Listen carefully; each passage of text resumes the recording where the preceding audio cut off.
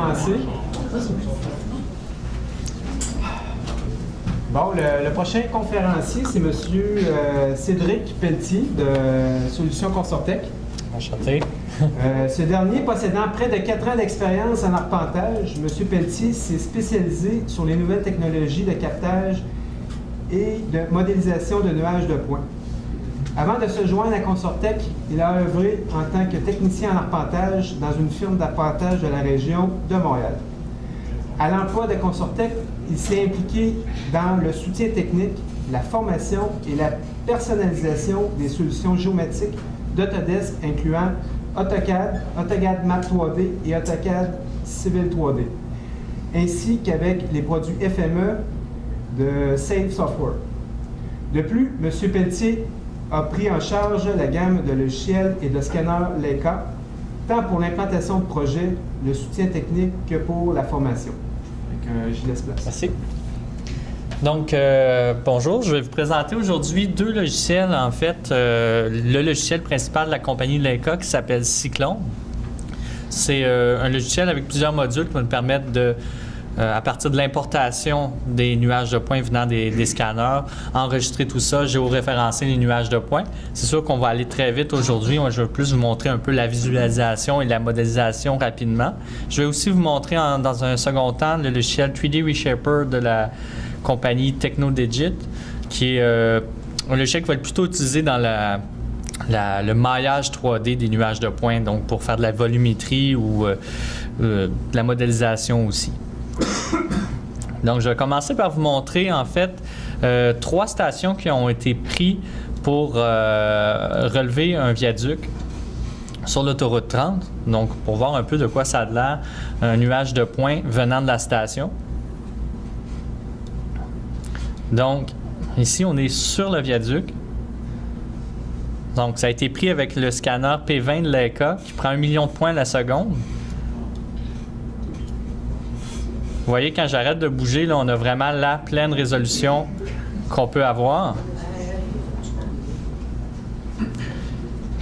Le nuage de points a été aussi coloré avec les photos. Donc, chaque point est une mesure. Donc, si je zoome, vous voyez là, chaque point qu'on voit là est une mesure. Et vous voyez ici, j'ai 2 cibles où qui est placé. J'ai le A et j'ai le B de l'autre côté. C'est les cibles qui me permettent d'attacher mes nuages de points ensemble. Donc, je vais passer à la prochaine station.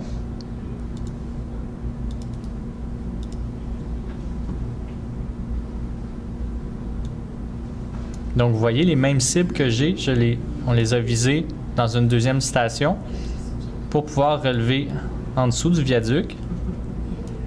Là, je suis avec le module True Space de Leica Cyclone, donc ça me permet d'avoir une vue orbitale venant du scan. Donc, je peux me mettre en intensité aussi. On remarque aussi qu'on peut, en intensité, on va faire sortir certains détails, comme le marquage de la route. J'ai fait une section ici en haute résolution pour donner une idée. Tout le scan a été fait en résolution médium, qui donne une résolution de un point à tous les 6 mm à une distance de 10 mètres. En haute résolution, c'est un point à tous les 0.8 mm à une distance de 10 mètres. Donc là, je suis à peu près à 40 points du scanner pour donner une idée de la résolution que ça peut donner, là. Les lignes, c'est les véhicules qui ont passé. On n'a pas le choix, mais c'est facile à enlever par la suite. Donc, c'est très pratique pour faire des levées de déformation de structure ou donc comparer des levées. Et une fois tout agencé ensemble, là, j'ai une 3e station. Je vais vous montrer la 3e station rapidement. Donc, la 3e station est de l'autre côté. Et là, dans le cas présent, j'ai fait exprès, je n'ai pas pris de cible avec l'autre station. Le logiciel est bien fait, je peux prendre n'importe quel objet que je peux modéliser pour attacher des scans ensemble. Fait que ce qu'on a fait pour les attacher, c'est que j'ai modélisé les cylindres, je vais vous montrer par la suite comment le faire, et les parois, et j'ai utilisé ces objets-là comme contrainte pour attacher les nuages ensemble. On peut voir ici là, le ponceau en dessous.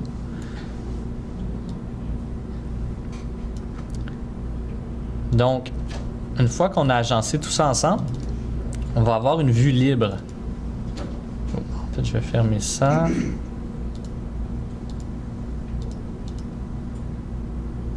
Donc, un coup que c'est agencé ensemble, j'ai une vue libre. Donc, je peux me déplacer n'importe où dans le nuage pour aller modéliser certains éléments. Je peux me placer en vue perspective ou en vue ortho.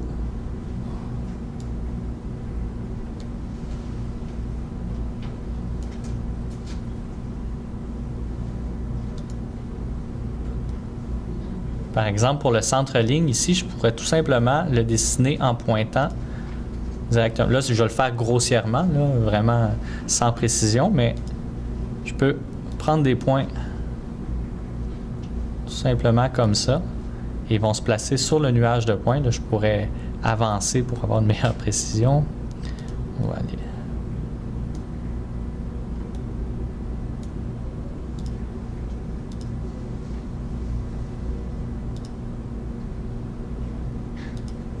Et créer une polyligne ou une spline à partir des points que j'ai pris. Donc la ligne créée a vraiment été créée sur le nuage de points. Seulement quand on va travailler dans le nuage de points, on va segmenter notre nuage parce qu'on ne veut pas travailler tout le nuage de points à la fois. Ce qu'on va faire dans le cas présent, par exemple, si on voulait faire des courbes de niveau avec la bordure, je pourrais tout simplement sélectionner cette partie-là.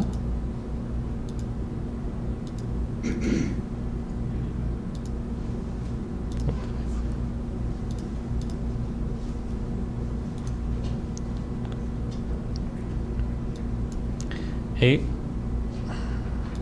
oups, je me suis trompé. Ça.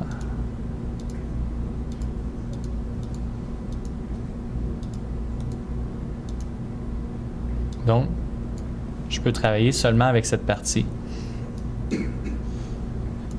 Et c'est vraiment, pour ceux qui connaissent les bases de données, c'est vraiment sur un principe de base de données. C'est des vues qu'on fait sur le nuage de points. Tout ce que j'efface, dans le fond, c'est des filtres que je place sur mes points. De là, je pourrais faire un maillage rapidement pour créer des courbes de niveau par la suite.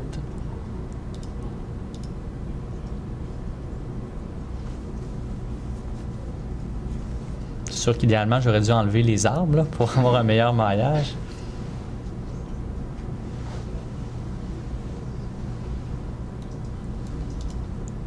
Donc, au lieu d'avoir un nuage de points, maintenant, j'ai vraiment un maillage 3D.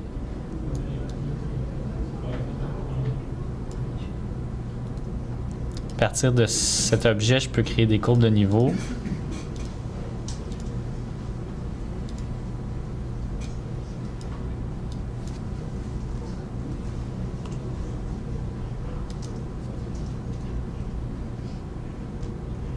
Je pourrais les rendre je pourrais les fondre un peu pour qu'ils soient plus belles.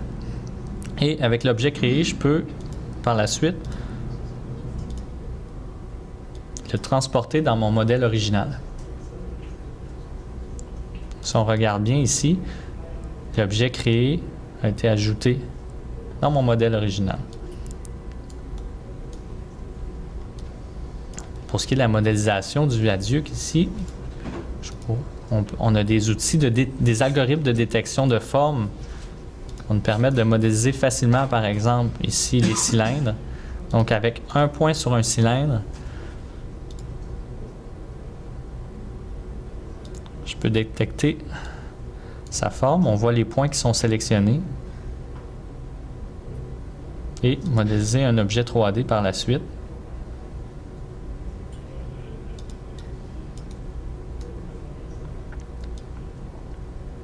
On va pouvoir aussi détecter des plans, donc des plans et des intersections. Donc, si je fais par exemple un plan en détectant le dessous ici, donc tous les algorithmes Region Grow, c'est des algorithmes qui fonctionnent avec un point ou quelques points, puis pour modéliser une pièce 3D. Donc, on voit ici le plan est détecté avec une déviation standard de 2 mm. créer un plan comme ça. Je vais créer un plan perpendiculaire.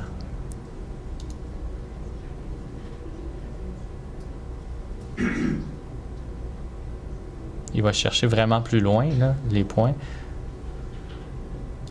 On va rapetisser sa région.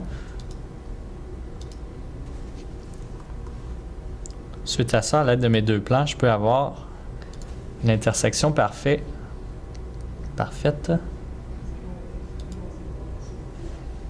Donc, l'intersection de ces deux plans-là. Donc, j'ai utilisé à peu près 40 000, voire plus, 40 000 points par plan pour déterminer la direction. Et là, j'ai l'intersection qui a été calculée à partir de là.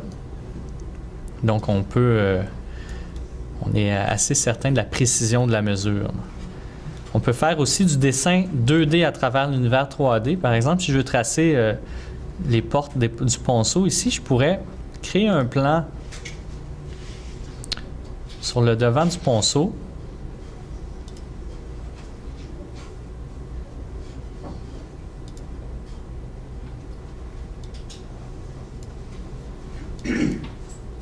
Donc, j'utilise ces points-là pour créer un plan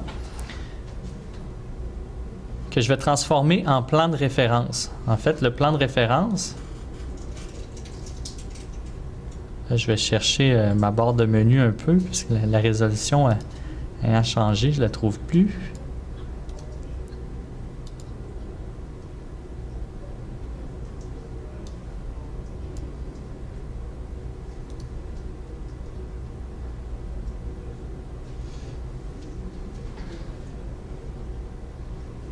Ça sera pas long, attendez un peu.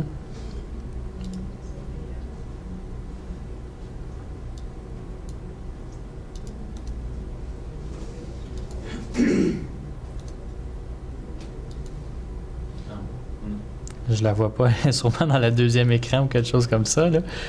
Bref, on va aller peut-être ici. Me donner 2 petites secondes, je vais juste vous couper l'image pour pouvoir sortir ma barre de menu. Voilà, c'est ça.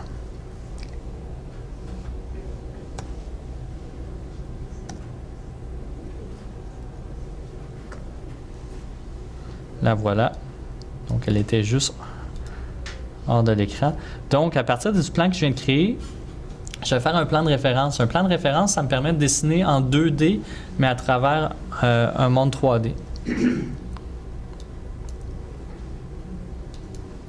Donc, après avoir placé mon plan de référence, je vais tout simplement l'effacer. C'est vraiment un plan de construction, en fait. Et là, peu importe l'angle où je me place pour dessiner,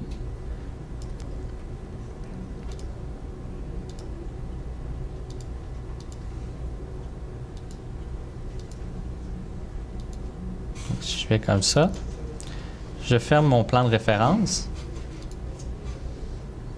Donc, l'objet a été dessiné sur ce plan-là. Donc, ça devient vraiment facile de dessiner en 2D à travers un univers 3D.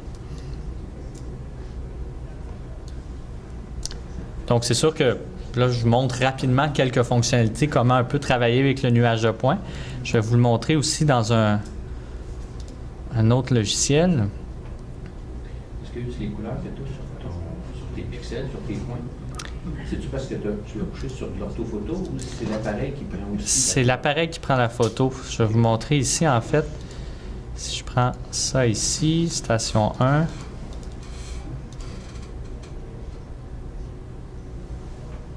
Donc, l'appareil, ce qui sort de l'appareil, c'est ça.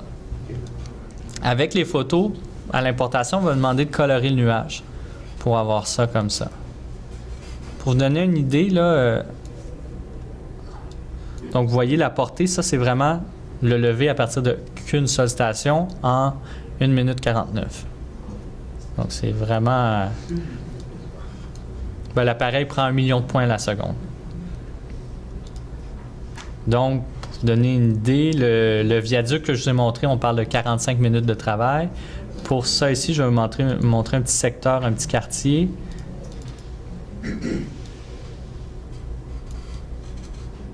Donc ça ici, on parle de peut-être 3 heures de levée. J'ai 10 stations.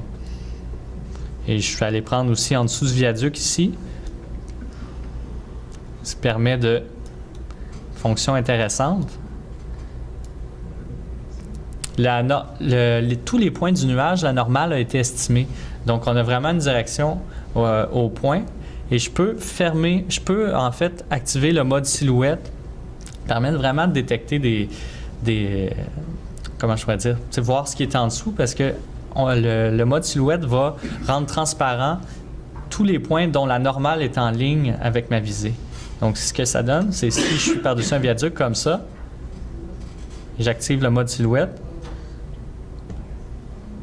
Je vais me mettre en mode intensité.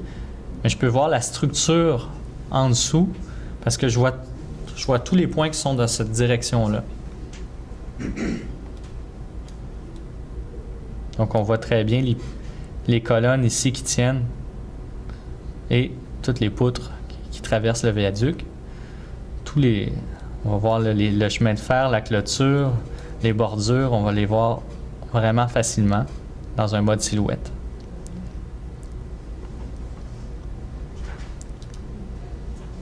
Donc maintenant, 3D Reshaper ici, c'est un logiciel qu'on va utiliser surtout pour la volumétrie ou pour modéliser de l'ouvrage d'art ou de l'architecture complexe. Dans le cas présent, ce que j'ai fait un maillage avec une partie d'une façade de roc. Et là, j'ai un mur de béton à couler devant. Donc, le mur théorique à couler.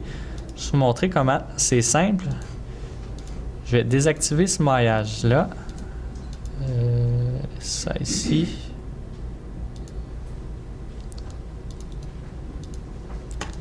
Faire un maillage 3D avec ce logiciel-là. C'est très rapide. Donc, je sélectionne mon nuage de points. Je vais faire un maillage sans faille, donc il n'y a aucun trou à l'intérieur. Et je le lance. Donner une idée, là, j'ai à peu près 30 secondes de scan devant nous.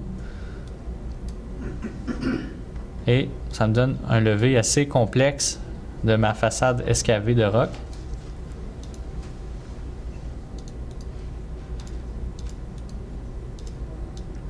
Ce que je vais faire suite à ça, c'est que j'ai mon mur de béton à couler. Je veux avoir le volume exact de béton à couler. Tout simplement, je vais prendre ma pièce puis je vais la couper avec ma façade. Donc, en sélectionnant les deux objets, je vais faire une opération booléenne.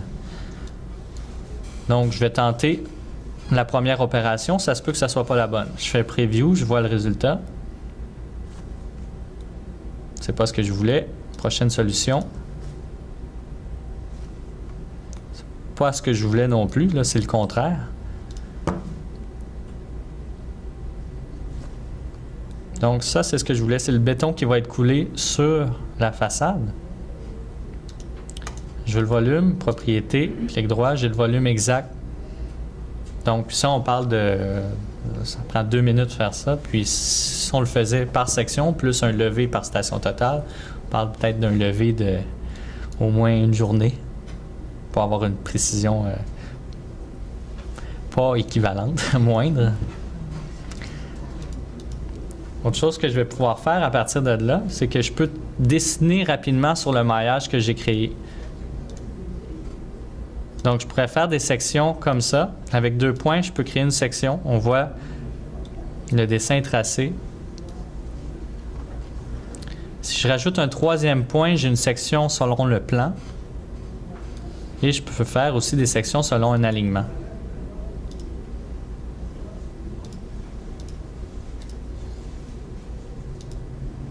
Vous voyez, toutes les sections ont été tracées en 1 seconde.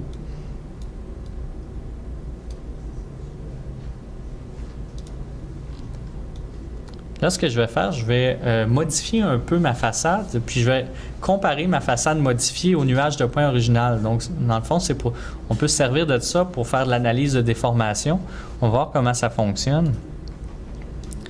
Donc, je vais prendre ma façade. Je vais vraiment créer une érosion artificielle, là. Donc, je lance 14 itérations de... Là, on voit, elle est un peu... elle est polie, c'est comme si on l'avait polie. Je vais la comparer au nuage de points d'origine. Donc, je peux avoir fait 6 mois auparavant un levé sur ma façade. Je prends mes 2 objets et je vais les comparer. Et je vais colorer le maillage selon la distance par rapport au nuage de points. Donc, si je lance ça comme ça,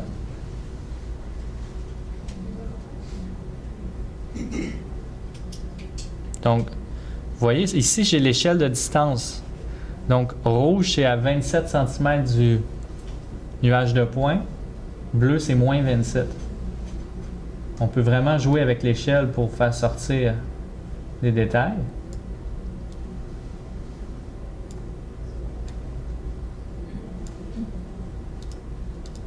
On va cacher ça, on n'en a plus besoin. Mais rapidement, on voit facilement tout où sont les déformations entre les 2 façades. Là. Tu peux avoir un volume aussi?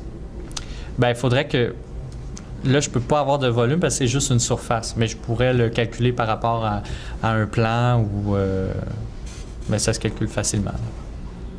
Est-ce que vous avez des questions? C'était très expéditif, là. Vous montrer vite fait ce qu'on pouvait faire avec les 2 logiciels. Prends-tu une machine hyper performante pour traiter tout ça parce que tu avais un bon nuage de points? Oui, bien là, en fait, ici, on voit, j'ai un nuage de 45 millions de points. Puis, c'est sûr que j'ai une bonne machine, mais j'ai pas la dernière machine non plus. Là. J'ai 8 GB de RAM, puis ça roule très bien. Les logiciels sont vraiment adaptés pour ça. Alors, en fait, les logiciels de nuage de points ont peut-être commencé il y a 10 ans, mais un des défis, c'était de rendre ça rapide. Là, maintenant, les machines se sont améliorées, fait que ça roule bien sur... c'est facile à adapter. Là. On peut, si par exemple, on veut faire un essai au terrain avec un portable peu puissant, on peut juste limiter le nombre de points affichés, puis ça va très bien fonctionner. Là. Est-ce qu'il y a d'autres questions?